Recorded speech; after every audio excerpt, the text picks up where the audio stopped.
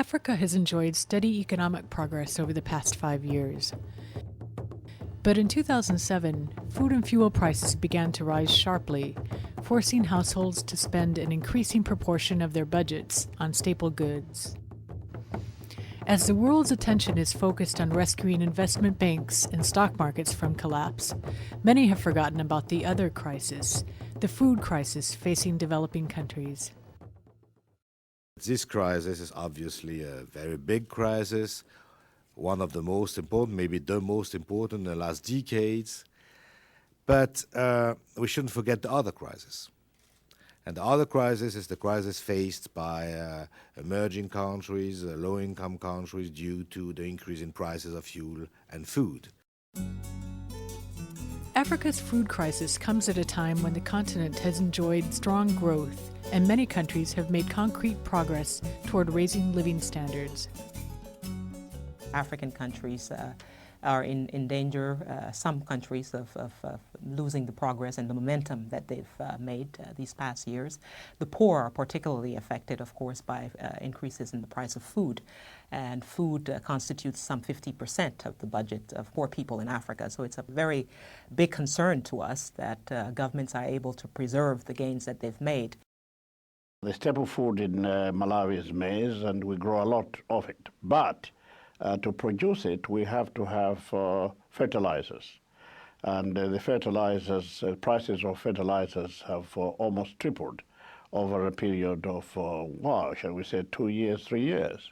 And therefore, that certainly could affect us greatly from a food sufficiency point of view, as well as from a general economic growth point of view. While the effects of the global financial crisis will be felt most acutely in developed and emerging market countries, it will also deal a blow to Africa. It will have a direct impact on Malawi. For a start, the fact that there will be a slowdown of the economy in developed countries means that our exports will be affected, and therefore that will reduce growth. But also, to the extent that we have correspondent banks in developed countries, it means that our imports also will be affected. African leaders, who are already dealing with the impact of the food crisis, will have to be prepared to respond to the potentially serious fallout from the global financial crisis. Where the impacts are going to come is down the road when people start making longer-term investment decisions, and we start seeing the impacts of the current crisis on commodity prices, on growth in general.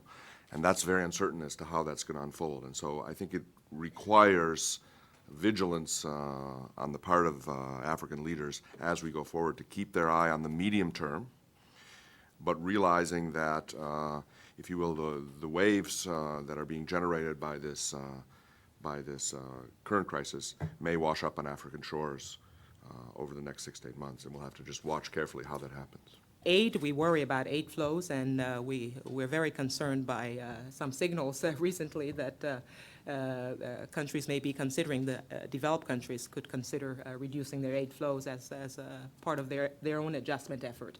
That we think would be absolutely the wrong thing to do. Donor aid will be crucial to African countries in the coming months to support government measures to shield the poor from the impact of higher food prices.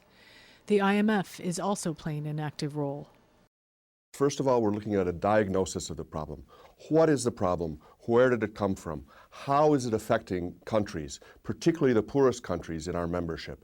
Secondly, we're giving advice about the policies that countries should be taking in the short and long term, and the IMF can offer some of those solutions. And third, we're going to help with some financing. When governments have a lack of foreign exchange, when they need more money to buy foodstuffs, to buy other kinds of supplies that's necessary to keep their populations fed, we're willing to step up and provide some loans where needed. The IMF has already offered short-term assistance to the continent, but African leaders recognize that, in the long run, they will have to find homegrown ways of achieving their overriding objective, which is to raise living standards and achieve the Millennium Development Goals. Aid flows will dry up, because of the present financial crisis. And what do we do when that happens. This is what all of us are thinking about, that we must now look inward. We must now be in a position to raise domestic resources, adequate domestic resources, so that we can finance, growth and development in our own countries.